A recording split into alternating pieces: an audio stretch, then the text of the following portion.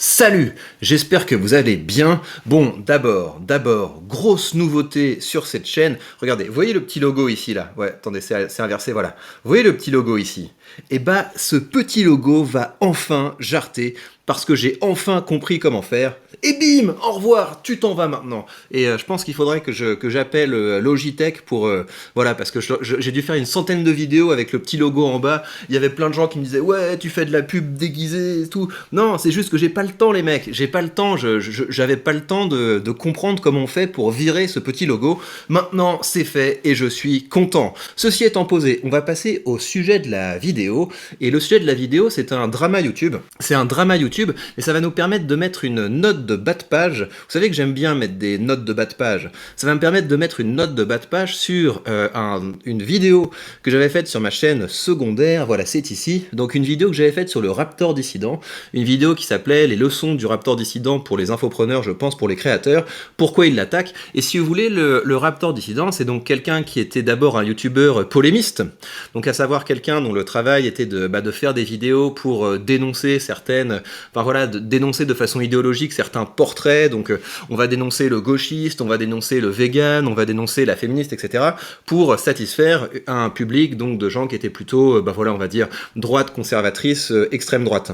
Et donc, au bout d'un moment dans sa carrière, il s'est dit, voilà, je vais quand même devoir créer un business. Il a créé un business et il s'est retrouvé face à ce problème dont je vous ai déjà parlé, que finalement, l'extrême gauche et l'extrême droite, c'est la même chose. Ou pour le dire dans mes termes, les gauches hystériques et les droitardés, c'est la même chose. En fait, si vous voulez, les gauches hystériques et les droitardés, ce sont des gens qui ne sont pas très entrepreneurs dans l'âme. Ce sont des gens qui sont un petit peu des victimes. En fait, c'est des gens qui se rejoignent dans le fait qu'ils voudraient un État plus fort. Les gauches hystériques voudraient un État plus fort pour pouvoir mettre tout le monde au pas, que personne dépasse, qu'on taxe absolument tout. Enfin, je pense pas qu'on puisse... je sais même pas comment on pourrait taxer plus qu'aujourd'hui, parce qu'on est déjà taxé aux alentours de 50%, mais en fait, ils voudraient taxer, j'imagine, à 90%, à 100%, etc., pour que plus personne ne puisse vivre en dehors de l'État, et comme ça, ce serait un paradis. Et de l'autre côté, vous avez les droitardés qui voudraient un État fort pour pouvoir taper du poing sur la table, pour que tout le monde vive à la française, pour que tout le monde vive, je sais pas quoi, moi, comme au XVIIIe siècle, etc. Donc un truc bien conservateur, pour virer un petit peu tout le monde dehors, parce qu'il y en a marre de la chienlit, etc.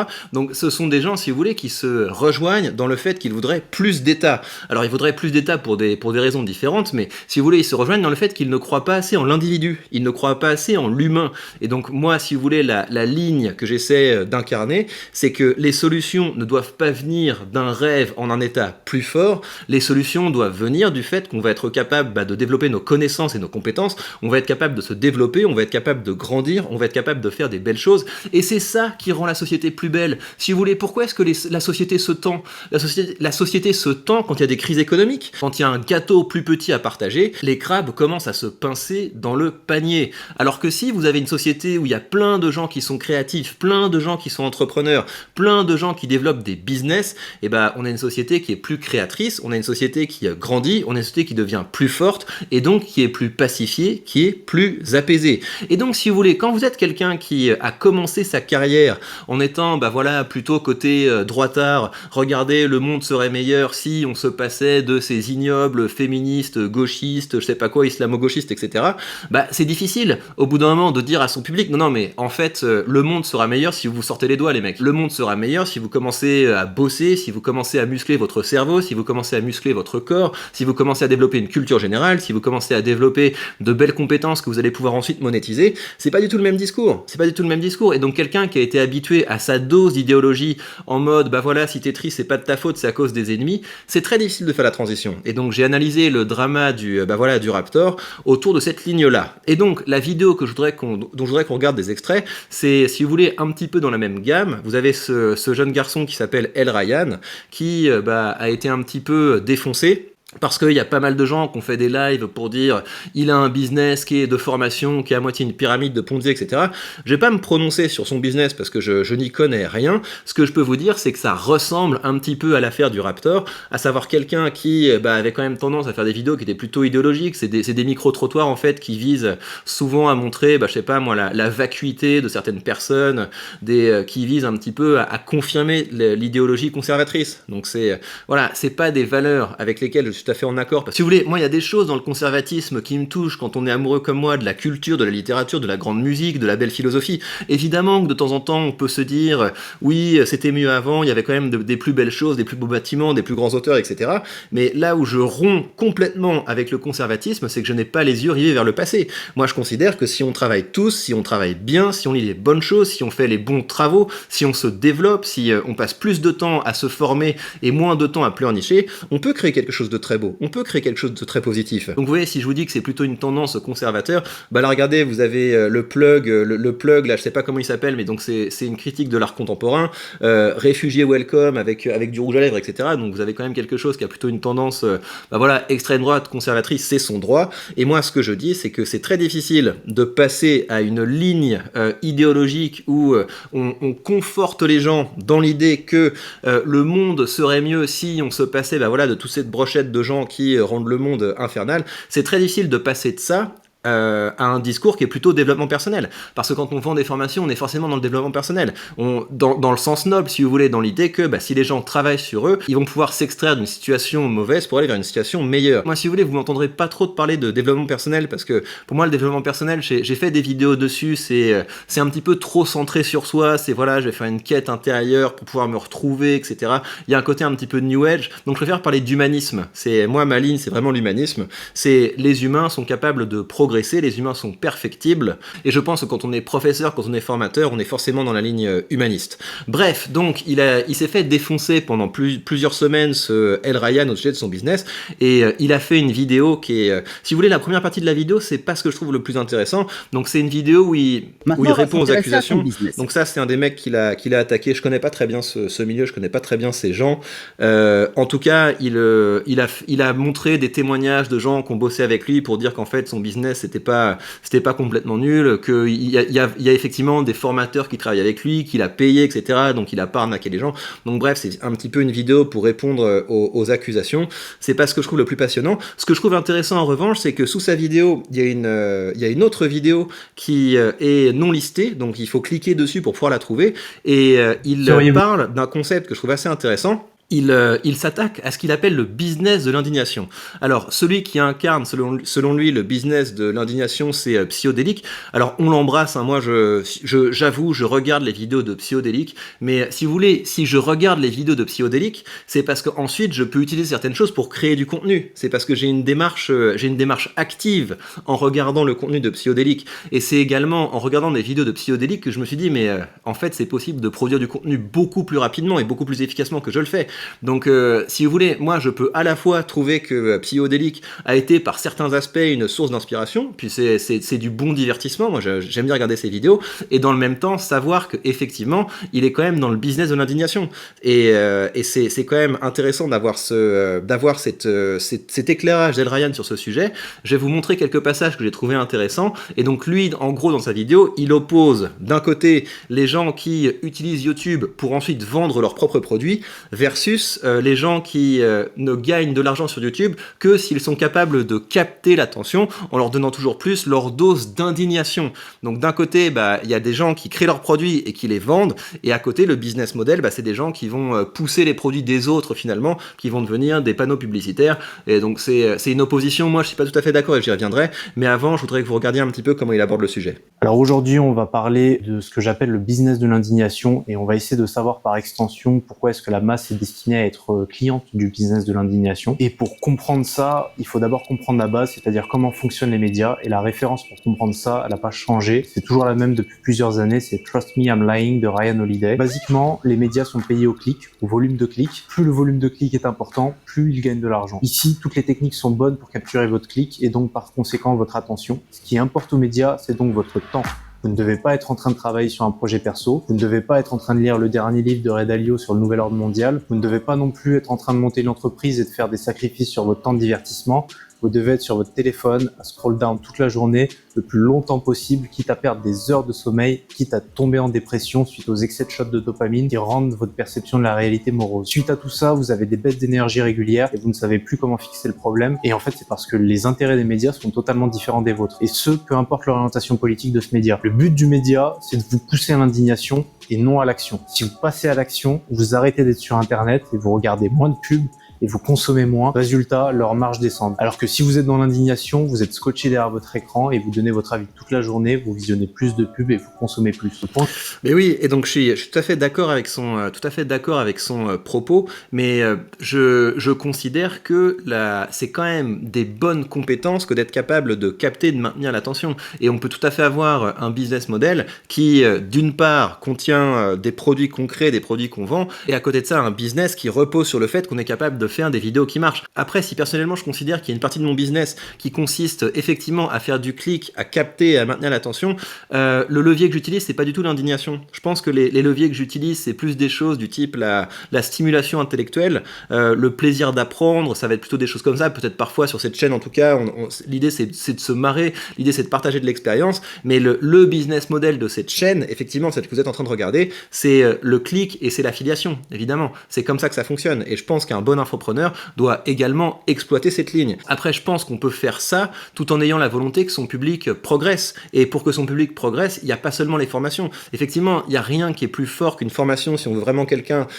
développe les compétences, les active, progresse réellement, mais on peut apprendre des choses à quelqu'un en regardant une vidéo, et surtout il y a un travail de motivation. Sur cette chaîne, moi mon objectif c'est de partager mon expérience d'investisseur et peut-être aussi un petit peu d'entrepreneur pour que les gens qui regardent ça se sentent appartenir à un groupe, et ça c'est positif, c'est quand même assez positif comme démarche.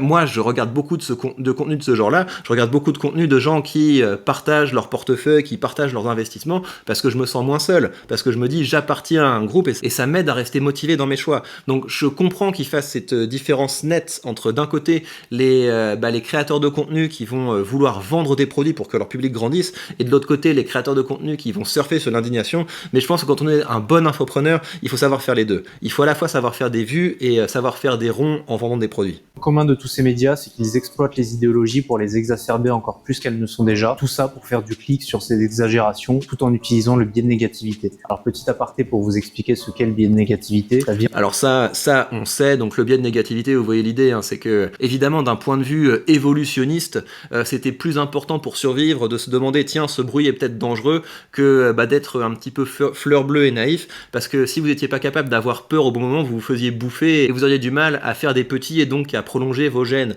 Donc effectivement on est équipé de ce biais de négativité, ce qui fait que c'est beaucoup plus facile de faire des vues.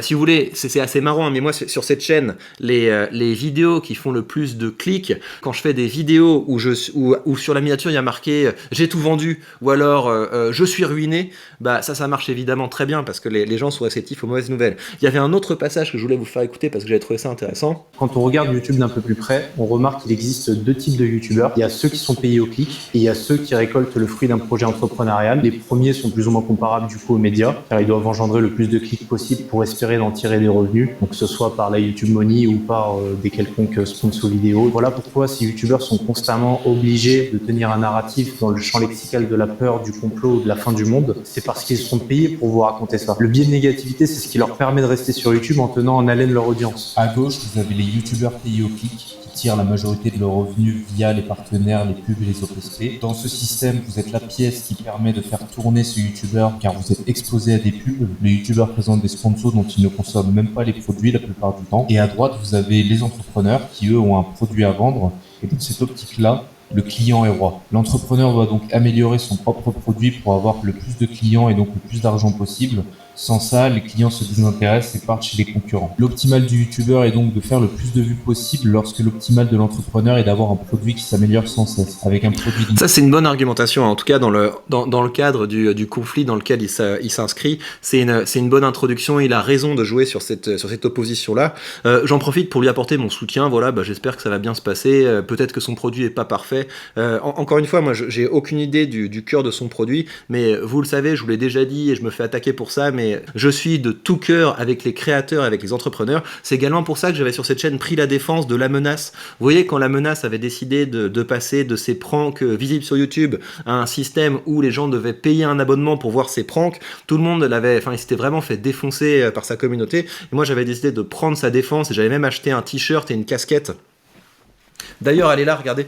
Elle est là, la belle casquette. J'avais décidé d'acheter une casquette La Menace pour lui témoigner mon soutien, parce que je pense vraiment, hein, c'est une de mes convictions fortes, que le monde sera plus beau s'il y a plus d'entrepreneurs qui peuvent développer un business et grandir. Et c'est très difficile aujourd'hui. Et effectivement, je trouve que cette notion de business de l'indignation est assez bonne, parce que si vous voulez, la personne qui va faire des vues et faire rentrer des ronds en essayant de détruire le business de quelqu'un qui a essayé, bah, pourquoi se lancer, pourquoi créer, pourquoi prendre des risques si on peut faire autant de ronds en dénonçant le business des autres qu'en essayant de créer son propre business. Donc si vous voulez, c'est pour ça que sans regarder la qualité des choses qu'il produit, je ne me prononce pas dessus. Si c'est effectivement une arnaque, bah je suis navré, parce qu'il y a plein de manières de gagner de l'argent en faisant des choses honnêtes. Comme ça, sans regarder le fond du truc, ma sympathie va à celui qui va essayer de créer des choses. Après, la seule chose que j'ajouterais, c'est que le business de l'affiliation, c'est quelque chose qui est pas mal. Et même le business de la motivation, c'est quelque chose qui est pas mal quand on est effectivement pas dans le domaine de l'indignation, mais quand on essaie de partager des connaissances et de partager une expérience avec le public. Je trouve que c'est quand même très chouette de pouvoir être financé par de l'argent privé. Donc ça, c'est le côté publicité sur YouTube. La publicité sur YouTube, c'est quelqu'un qui permet à des gens qui peuvent partager des connaissances, des compétences, qui peuvent partager aussi de la motivation, d'être payés par de l'argent privé. Donc ça, c'est quand même très chouette. C'est quand même très chouette. Moi, je m'en fous si avant ma vidéo, il y a une pub pour Coca-Cola ou j'en sais rien. Le fait est que ça permet de financer un contenu que je trouve utile et qui me permet de faire advenir un monde que je considère comme meilleur. Après, pour ce qui est des placements de produits, je suis d'accord avec lui que, si vous voulez, quand un mec fait un placement de produit pour quelque chose qu'il n'utilise pas, je trouve ça assez limite. Je trouve que la ficelle est un peu trop grosse, mais après, voilà, enfin, moi j'aime beaucoup le joueur du grenier, parce que j'ai vu qu'il avait mis des vidéos de joueur du grenier. Moi, que joueur du grenier gagne son argent de la manière dont il le veut, avec les sponsors qu'il le veut, très bien. Moi, je trouve qu'il fait du contenu de qualité. Je trouve que c'est un des piliers de YouTube. J'aime bien ce qu'il fait. C'est juste que moi, personnellement, je me verrais mal pousser des produits que j'utilise pas. Et c'est pour ça que les produits que je pousse sur cette chaîne, c'est des produits qui me servent, c'est des produits que j'utilise. Et je pense que ces produits sont des bons produits et qu'ils sont utiles. Donc c'était juste un petit complément, c'est que, en fait, si on va jusqu'au bout de la logique d'El Ryan, je pense qu'il a pas besoin de dénoncer les autres business models. Je pense que il a un point sur le business de l'indignation qui, pour le coup, est assez mauvais et assez médiocre. Mais après, voilà, qu'on gagne de l'argent avec la publicité YouTube, qu'on gagne de l'argent avec les placements de produits, qu'on gagne de l'argent avec la sponsorisation, qu'on gagne de l'argent en poussant ses propres produits, qu'on gagne de l'argent en faisant du coaching. L'important, c'est de faire quelque chose qu'on juge utile. L'important, c'est de faire quelque chose qui nous permet de grandir, tout en espérant emmener un maximum de ceux qui nous suivent dans la bonne direction. Voilà donc pour cette réaction au gros drama YouTube du moment. Dites-moi ce que vous en avez pensé, mais sachez que si vous venez pour vous indigner, pour dire ouais blablabla, etc., venez pas, venez pas et commentez pas. Ici, on est entre gens qui sommes là pour travailler, qui sommes là pour grandir. Nous ne sommes pas des gens qui sommes là pour pleurnicher. Prenez bien soin de vous et à très vite pour de prochaines news.